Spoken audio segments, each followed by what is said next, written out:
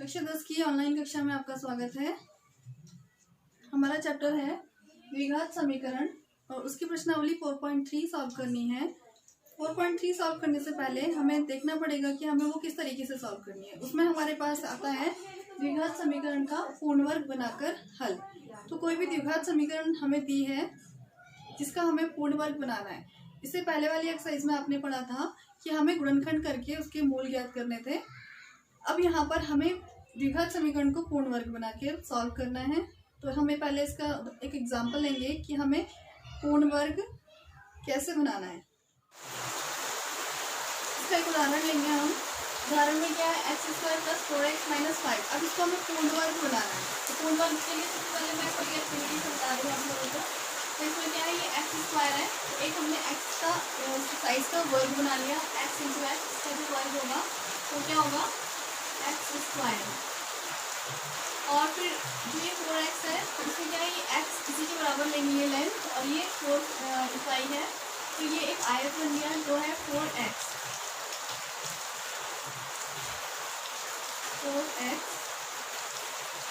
उसके बाद जब मैं इस 4x को इसके साथ कनेक्ट करती हूँ तो ये x मुझे वाला है, तो ये x वाला इधर को शिफ्ट करके इसके साथ जोड़ दिया।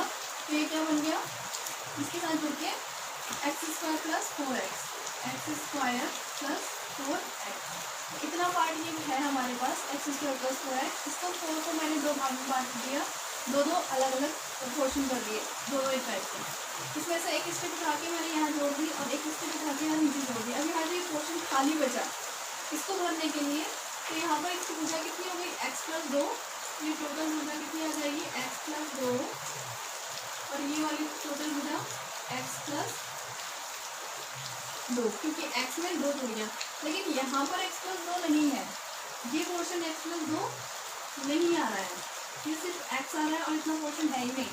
तो यहाँ पर भी ऐसा ये x है। तो हमने क्या करा, जो ये पोर्शन अच्छा वाला है उसको हमने यहाँ पर अपनी तरफ से जोड़ दिया। जब ये अपनी तरफ से जोड़ा तो यहाँ पर ये भुजा कितनी हो जाएगी, x + 2 हो गई, और यहाँ पर ये भुजा भी x + 2, x + 2, x + 2, यानी कि ये एक स्क्वायर बन गया, वर्ग बन गया। अब इस वर्ग को हम क्या लिख सकते हैं, इसका क्षेत्रफल x + 2 का होल स्क्वायर लिख सकते हैं। लेकिन ये जो हमने एक्स्ट्रा जोड़ा है ये तो हमारे पास था ही नहीं, तो जो जोड़ा है वही हमें हटाना पड़ेगा, यानी कि घटाना पड़ेगा। तो यहाँ पर से जब ये पोर्शन घटेगा तो 2 का वर्ग को घटाना पड़ेगा, क्योंकि 2 का वर्ग हमने यहाँ जोड़ा है। तो इसका मतलब क्या आ गया, x + 2 का होल स्क्वायर - 2 का स्क्वायर। तो पूरा वर्ग बनाने के लिए हमें ये प्रोसेस करनी पड़ेगी। तो अभी हम यहाँ पे क्या करेंगे, x² + 4x - 5x = 0। उसके लिए हमने क्या क्या प्रोसेस अप्लाई की, एक x² + 4x जो कितना पोर्शन ऑलरेडी था उसमें हमने 2 का स्क्वायर यानी कि 4 को जोड़ा है, और फिर हमने क्योंकि एक्स्ट्रा जोड़ा था तो एक्स्ट्रा ही घटाना पड़ेगा, एक्स्ट्रा वाला पोर्शन तो -5 4, और फिर ये -5 ऑलरेडी था। तो यहाँ पर x² + 2 × 2x + 2 का वर्ग। और अगर मैं एक्टिविटी में डायरेक्ट देखूँ तो ये पूरा क्या है, किसका वर्ग बन रहा है, x + 2 का होल स्क्वायर बन रहा है। तो ये आ गया तुम्हारा ये -4 - 9 हो गया, और ये हमारे पास आ गया x + 2 का होल स्क्वायर = 9, उधर शिफ्ट कर देंगे 9। अब क्या करना है, क्योंकि यहाँ वर्ग है तो दोनों पक्षों में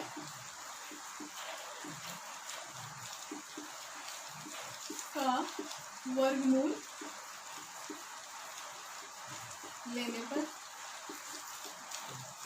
दोनों पक्षों का वर्गमूल लेंगे तो x + 2 का होल स्क्वायर, इसका भी वर्गमूल ले लेना है, और यहाँ पे √9 का भी वर्गमूल ले लेना है। अब वर्गमूल में हमारे पास 2 मान आते हैं, एक होता है धनात्मक और एक होता है ऋणात्मक। क्योंकि यहाँ पे हमारे पास वर्ग है तो इसके लिए हमें 2 मान रखने पड़ेंगे, धनात्मक भी और ऋणात्मक भी। तो यहाँ पर ये वर्ग से वर्गमूल कैंसिल हो जाएगा, तो यहाँ का x + 2 आ गया, और यहाँ पर जो वर्गमूल 9 है इसके हम दोनों मान लेंगे +-3। फिर क्या करना है, फिर लेना है एक धनात्मक मान लेने पर, और दूसरा लेना है ऋणात्मक मान लेने पर। जब हम धनात्मक मान लेते हैं तो x + 2 = 3, तो x plus is equal to 3 minus 2 is equal to 1, तो x की वैल्यू आ गई 1। दूसरा ऋणात्मक मान लेना है, तो x plus 2 is equal to minus 3, तो x is equal to minus 3 minus 2 is equal to minus 5, तो x की वैल्यू आ गई -5। अतः दी गई समीकरण के मूल 1, -5। दोबारा देखेंगे पूर्ण वर्ग बनाने की विधि को किस तरीके से करना है। ये तो एक्टिविटी है, लेकिन हमें क्वेश्चन जब सॉल्व करना होता है तो हम इस तरीके से सॉल्व करते हैं। एक्टिविटी में मैंने बताया कि हमने क्या पोर्शन एक्स्ट्रा चाहिए वो उतना ही हमें जोड़ना है और उतना ही हमें घटाना है। तो सिर्फ ये ध्यान रखना है कि हमें जो चाहिए वर्ग बनाने के लिए उतना जोड़ना और घटाना है। इस एक्टिविटी से ये समझाने का यही मतलब था कि हम जितना जोड़ रहे हैं उतना ही हमें घटाना पड़ेगा। तो अगर मैं सीधे सिर्फ इस क्वेश्चन को देखूं तो मुझे क्या करना है, पहला संख्या देखनी है कि ये पूर्ण वर्ग है या नहीं है। अगर है तो ठीक है, नहीं है तो इसको भी हम पूर्ण वर्ग बनाएंगे। और फिर दूसरा मध्यपद देखना है कि ये किस तरीके का है, 4x है, ठीक है। अगर नहीं है तो इसका मध्यपद अभी सेकंड क्वेश्चन में बताऊंगी कि करना क्या है प्रश्नावली के। तो अगर नहीं होता ये उस तरीके से कि जैसे यहाँ पे x था तो यहाँ x है, यहाँ पे 4 को हम ब्रेक कर सकते हैं 2 और 2 में। तो फिर हमने देखा कि मध्यपद में हमने कितना एक्स्ट्रा जोड़ा था, ये तो डायरेक्ट एक्टिविटी से सॉल्व हो गया है। तो यहाँ पर हमें सॉल्व करने के बाद ये पूरा एक पूर्ण वर्ग मिल रहा था और हमारा बनाना भी यही है। हर क्वेश्चन में हमें इस तरीके का फॉर्म लाना है और लास्ट में जो हम जोड़ रहे हैं घटा रहे हैं वो इधर करना है। तो यहाँ पर आ जाएगा ये सॉल्व करके, और इसको जब सॉल्व किया धनात्मक और ऋणात्मक दोनों मान लेने हैं और उसके बाद ये हल करके आ जाएगा। इसके बाद हम प्रश्नावली के क्वेश्चन में आते हैं। प्रश्नावली 4.3 का पहला प्रश्न है कि अगर द्विघाती समीकरणों में के मूलों का अस्तित्व हो, तो अस्तित्व होने के लिए हमें एक और टॉपिक देखना पड़ेगा, द्विघाती सूत्र, जिसे हम श्रीधराचार्य का सूत्र भी कहते हैं, उन्होंने इन्वेंट किया था इसे। तो द्विघाती सूत्र क्या होता है,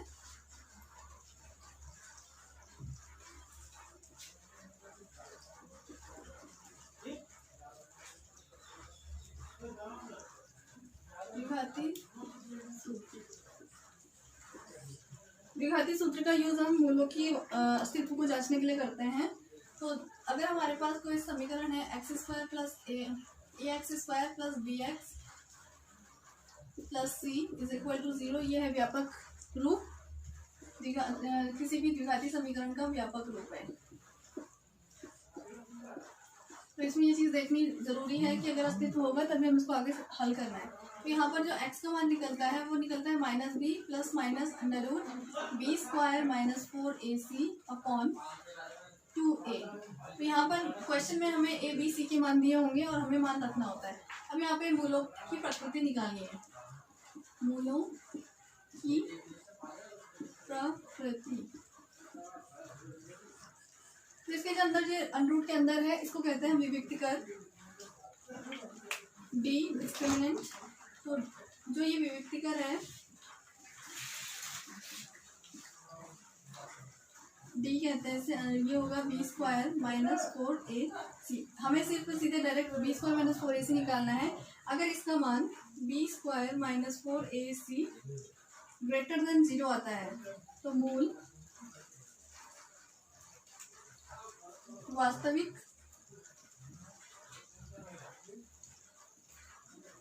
होंगे और मूलों का अस्तित्व होगा। वास्तविक होंगे और भिन्न होंगे, अलग अलग मूल मिलेंगे, वो हो सकता है कुछ भी मिल सकते हैं।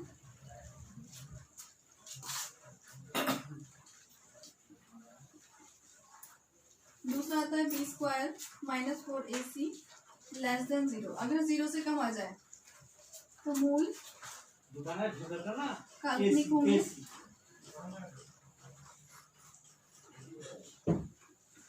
तो हम क्वेश्चन सॉल्व नहीं करेंगे। अगर ऋणात्मक आ जाता है तो हम कहेंगे मूलों का अस्तित्व नहीं है,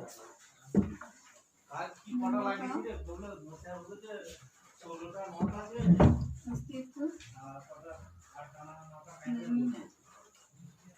और अगर b² first part second part 3 condition है इसकी, b² माइनस 4ac का मान इक्वल टू 0 आ जाए तो मूल वास्तविक होंगे और उनकी प्रकृति समान होगी, यानी कि वो बराबर होंगे, या हम कह सकते हैं मूल बराबर होंगे।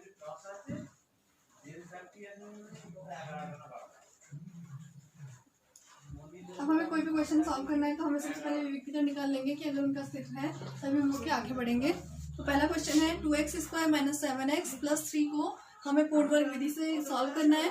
तो पहला क्वेश्चन, पहले का first part, 2x square minus 7x plus 3 equal to 0। सबसे पहला काम है कि मूलों की प्रकृति बतानी है कि क्या होगी, वो निकाल लेते हैं d से। d is equal to b square minus 4ac। b का मान है -7, a का मान है 2 और c का मान है 3। तो d इज इक्वल टू आ जाएगा -7 का वर्ग -4 गुणा 2 गुणा c का मान 3। 7 7 49 -4 दूनी 8 24। तो 9 में से 4 गया 5, 25। यानी कि क्या आ रहा है, धनात्मक आ रहा है।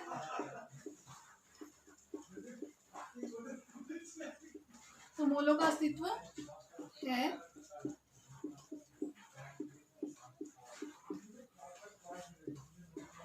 अब पूर्ण वर्ग विधि से हमें इसको आगे सॉल्व करना है।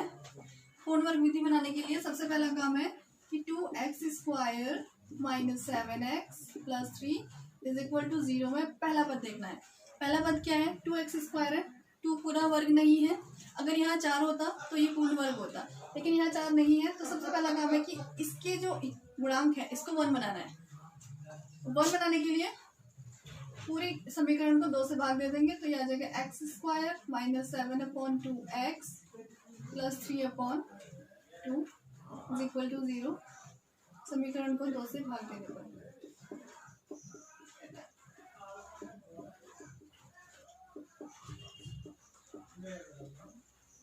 अब पहला पद पूर्ण वर्ग हो चुका है x का स्क्वायर। अब हमने मध्य पद देखना है। यहाँ पर देखिए कि मध्य पद में माइनस चिन्ह है, तो यहाँ सर्वसमीका कौन सी अप्लाई होनी है, x माइनस a का होल स्क्वायर, यानी कि x square minus 2ax plus a square. ठीक है, क्योंकि मध्य पद माइनस में तो हमारी ये सर्वसमीका यूज होगी। अगर प्लस होता तो x प्लस a का होल स्क्वायर यूज होता। तो यहाँ पर मध्य पद में 2 आ रहा है और यहाँ पर 2 नहीं है, तो हम क्या करेंगे, x स्क्वायर माइनस 2 से गुणा करेंगे। एक्स्ट्रा वाला जो हम एक्स्ट्रा काम कर रहे हैं उसको चेंज कलर से कर लेते हैं। 2 इंटू 7/2 इंटू एक्स। अब 2 एक्स्ट्रा लिया था, इस एक्स्ट्रा 2 को क्योंकि मैंने गुणा किया है, जो गुणा किया जाएगा उतने से ही भाग भी देना है। तो यहाँ पर इसको गुणा 2 कर लिया प्लस 3/2 इज इक्वल टू 0। अब देखिए x स्क्वायर माइनस इस 2 से गुणा किया था, फिर ये 7/4 आ गया गुणा x plus x square minus 2ax 2ax। a की जगह कितना है, 7/4 है, और plus a square. Plus a क्या मतलब क्या है, जो 7/4 a की जगह पर था उसका वर्ग चाहिए, जो चाहिए उसे जोड़ देते हैं। तो ये जोड़ दिया। अब क्योंकि हमें चाहिए था एक्स्ट्रा था, और एक्स्ट्रा वाला जो हम जोड़ रहे हैं वही घटाना भी है, तो यहाँ पे घटा भी देते हैं। -4/7/4 का स्क्वायर प्लस 3/2 इक्वल टू 0। अब हम इसको आगे सॉल्व करते हैं। तो यहाँ पर देखिए, ये यहाँ से यहाँ तक का portion a square minus 2ab plus b square क्या बन गया, x माइनस a का होल स्क्वायर। तो यहाँ पर आ जाएगा x माइनस 7/4 का होल स्क्वायर माइनस 7 7 49 बट्टे 4 चक्को 16 प्लस 3/2 इज इक्वल टू 0। तो ये आ गया हमारे पास x माइनस 7/4 का होल स्क्वायर माइनस 49। अब यहाँ 16 है, 16 बनाने के लिए इसको 8 से गुणा कर देते हैं, तो ये आ जाएगा प्लस 24 पूरे के बच्चे में 16 इक्वल टू 0। यहाँ आ गया x माइनस 7/4 का होल स्क्वायर माइनस इसमें से घटाएंगे 25/16 इज इक्वल टू 0। तो ये आ गया हमारे पास इतना रिजल्ट। इसके बाद आता है, इसको आगे हल करेंगे, x माइनस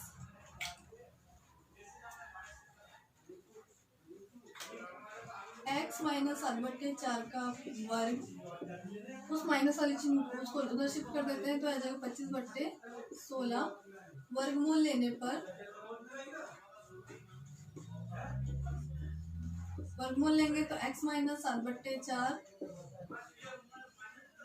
का वर्ग इज इक्वल टू √25/16। मैंने क्या था, वर्गमूल लेंगे तो धनात्मक और ऋणात्मक दोनों चिन्ह लेने हैं, तो यहाँ पर वर्ग से वर्गमूल कैंसिल हो गया, -7/4 बराबर +-5/4।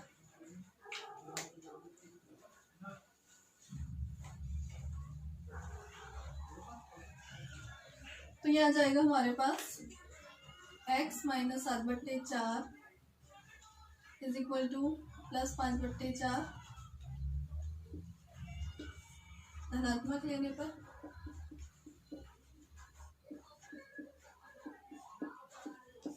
यहाँ ऋणात्मक।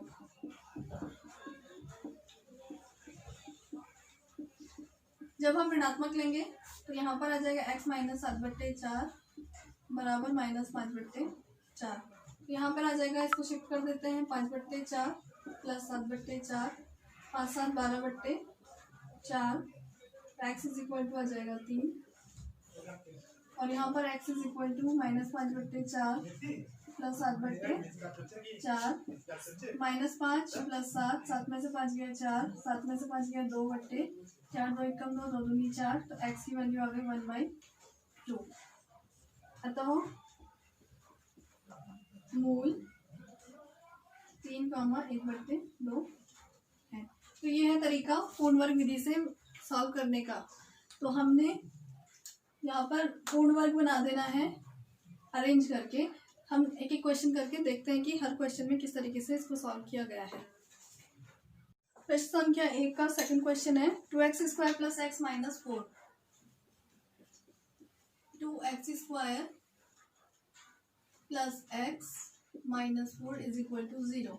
पहला काम, x² का गुणांक जितना है उतने से भाग दे देना है। 2 से समीकरण को भाग देने पर भाग दे देंगे x² प्लस, क्योंकि 2 से 2 cancel, x/2 minus 4/2 is equal to 0। 2 से कट करा 2 बार, x² प्लस x/2 माइनस 2 बराबर 0। पहला पद क्या है, x² है, मध्य पद प्लस है, तो कौन सी सरल समीकरण लगेगी, x प्लस a का होल स्क्वायर, फिर आ जाएगा x² plus 2ax plus a²। अब मध्य पद में हमें 2 लाना है, तो यहाँ पर आ जाएगा x² प्लस 2 से गुणा करना है, 2 से गुणा कर दिया और 2 से भाग भी दे देंगे, और यहाँ पर आ जाएगा x/2, ये वाला 2 से गुणा और भाग कर दिया, -2 इज इक्वल टू 0। तो यह आ गया हमारे पास x² प्लस 2, ये 1/4, क्योंकि ऊपर 1 है, into x minus 2 is equal to 0। x² plus 2a into x, a की जगह कितना है 1/4, तो यहाँ पर आ जाएगा x² प्लस 2 1/4x, तो 1/4 का स्क्वायर जोड़ देना है, 1/4 का स्क्वायर घटा देना है, -2 इज इक्वल टू 0, क्योंकि हमें 1/4 का स्क्वायर चाहिए। तो इतना और इतना portion x² plus 2ax plus b²। तो ये आ गया हमारे पास x² प्लस, सीधे ले लेते हैं, x प्लस 1/4 का whole square minus 1/16 minus 2 is equal to 0। तो x प्लस 1/4 का होल स्क्वायर माइनस 1 माइनस 16 2 से 32 अपॉन 16 इज इक्वल टू 0। तो x प्लस 1/4 का whole square minus 33 upon 16 is equal to 0। यहाँ पर हमने d नहीं निकाला है, आप d निकाल लेंगे b² माइनस 4ac से। अस्तित्व है या नहीं है, इसका अस्तित्व है, इसलिए हम इसको सॉल्व कर रहे हैं। तो x plus 1/4 whole square is equal to 33/16। तो x प्लस 1/4 होल स्क्वायर का वर्गमूल लेना है और ये वर्गमूल 33/16 वर्गमूल लेने पर तो x plus 1/4 is equal two plus minus √3/4 x plus 1/4 is equal two plus √33/4 धनात्मक लेने पर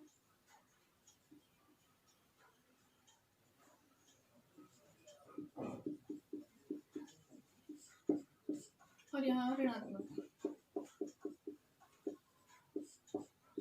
तो यहाँ आ जाएगा x plus 1/4 is equal to minus √33/4। x is equal to यहाँ पर रिजल्ट आ जाएगा 33/4 minus 1/4। x is equal to √33 minus 1/4 पहला रिजल्ट। और यहाँ पर आ जाएगा x is equal to minus √33/4 minus 1/4। यहाँ माइनस कॉमन लेता है √33 प्लस 1/4। ये x का नेक्स्ट नेक्स्ट वैल्यू आ गई। तो मूल कितने हो जाएंगे 33 plus minus 1/4 minus 33 plus 1/4। Next question. अब आता है इसका तीसरा question 4x² plus 4√3x 4x² plus 4√3x plus 3 is equal to 0। यहाँ पर देखना है कि पहला वाला अंक पूर्ण वर्ग है तो ठीक है, नहीं है तो इसको करेंगे। तो यहाँ पर ये ऑलरेडी है 2x² प्लस या सीधे 4 से डिवाइड कर दो तो इसमें इजी पड़ेगा, तुम्हें ज़्यादा सोचने की जरूरत नहीं पड़ेगी। 4 से भाग दे देते हैं।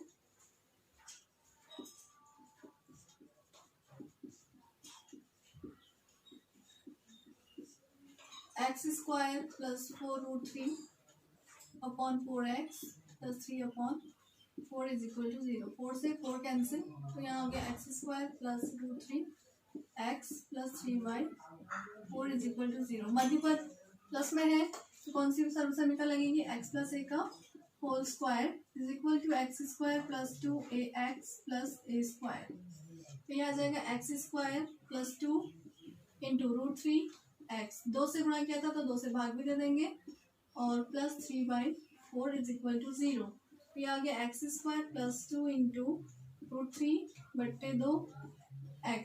a की जगह कितना एक्स्ट्रा है 2ax, x ये है 2 ये है तो जितना एक्स्ट्रा है उतना जोड़ देते हैं और उसका वर्ग कर देते हैं तो उतना ही घटा भी देंगे। √3/2 का होल स्क्वायर घट भी जाएगा प्लस 3/4 इज इक्वल टू 0।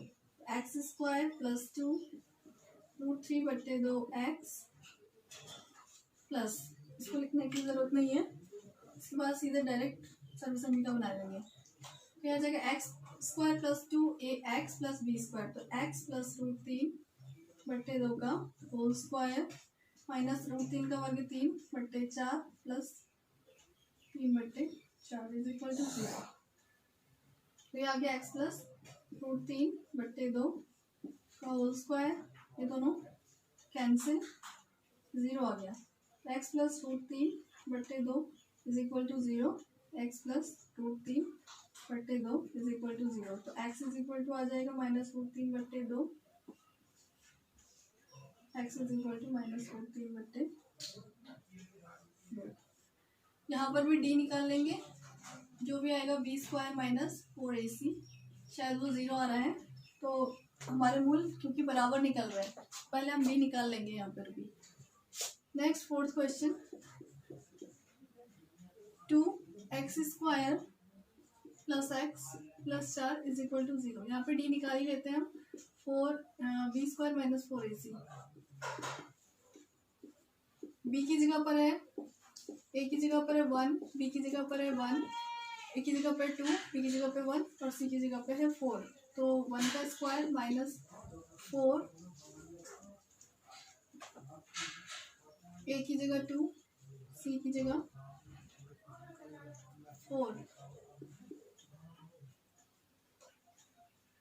8 4 दूनी 8 8 चौको 32, तो यहाँ जा रहा है -31।